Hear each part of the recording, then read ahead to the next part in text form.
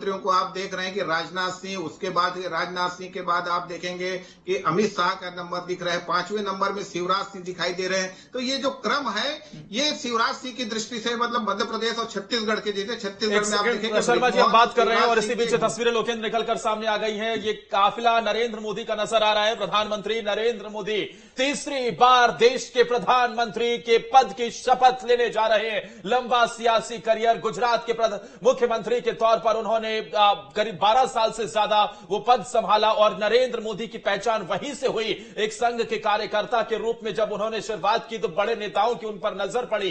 तभी से यह तय हो गया था कि आगे चलकर देश की सियासत में कोई बड़ा काम करने वाले हैं। उसके बाद मुख्यमंत्री गुजरात का बनाया गया तो 2001 से जो सिलसिला शुरू हुआ वो लगातार 2014 तक जारी रहा।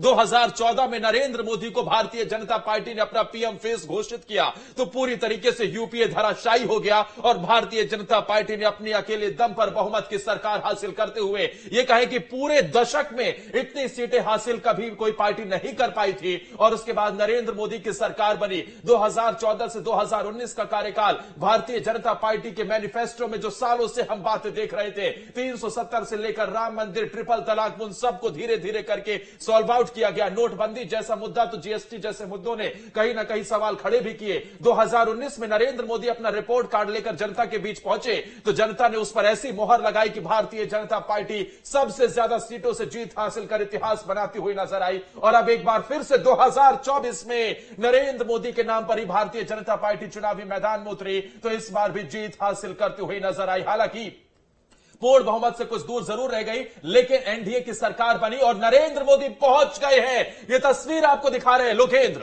बिल्कुल, ये तस्वीरें सामने आ रही हैं और जैसा आदर्श ने बताया कि एक लंबा राजनीतिक अनुभव, लेकिन इस बार क्योंकि सीटें थोड़ी सी कम रह गई और ये सरकार जो है ये बनने जा रही है एनडीए की, जिसका नेतृत्व कर रहे हैं नरेंद्र मोदी यहां पर। और कहीं ना कहीं कुछ चुनौतियां रहेंगी लेकिन जैसा आज उन्होंने चाय पर चर्चा कर बता दिया कि जो विजन उन्होंने चुनाव से पहले रखा था उससे पीछे वो हटने वाले नहीं है, वही विजन है। और नरेंद्र मोदी की खासियत यह है कि वो तमाम नेताओं को साधना जानते हैं। उनकी लीडरशिप जो है उसमें हमने देखा कि तमाम बड़े नेताओं को बीजेपी में उन्होंने किस तरीके से साधा। उनके साथ जहां तक 2014 की कैबिनेट याद होगी उसमें तमाम दिग्गज थे। दिल्ली के लिए नए थे उस समय नरेंद्र मोदी नहीं थे, लेकिन सुषमा स्वराज, अरुण जेटली जैसे नेताओं को उन्होंने अपनी कैबिनेट में उस वक्त रखा था।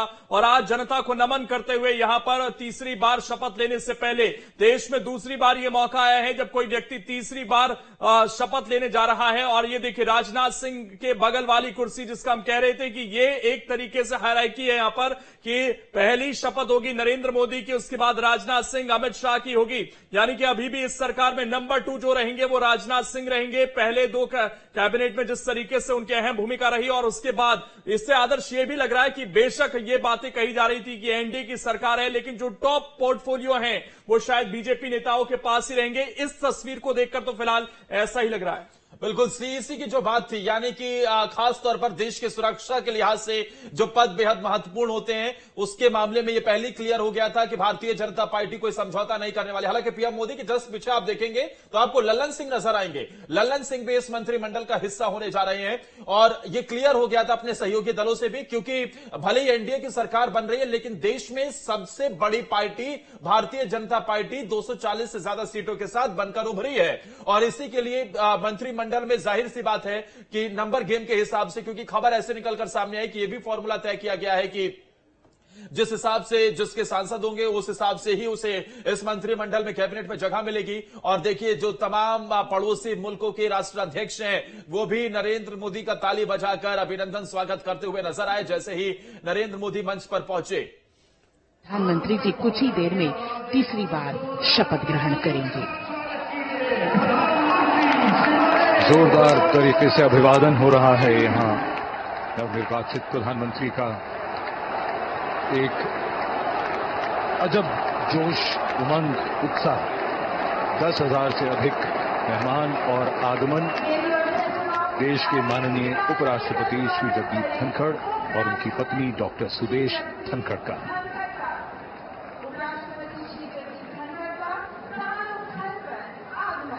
सबका अभिवादन स्वीकारते हुए और अब वो इंतजार की घड़ियां बहुत करीब आती हुई जब आज का समारोह उस मकाम पर जाएगा जहां प्रधानमंत्री और उनके मंत्रिपरिषद के सदस्य शपथ लेंगे। राष्ट्रपति के सचिव धीरे धीरे मंच की ओर अग्रसर होते हुए श्री राजेश वर्मा। कुछ ही समय में हमारे बीच राष्ट्रपति महोदया का शुभागमन होगा।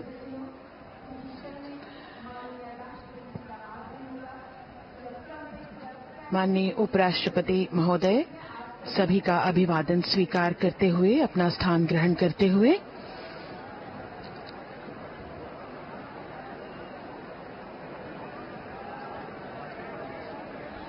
सबकी निगाहें अब टिकी हुई हैं माननीय राष्ट्रपति महोदया के शुभागमन की ओर।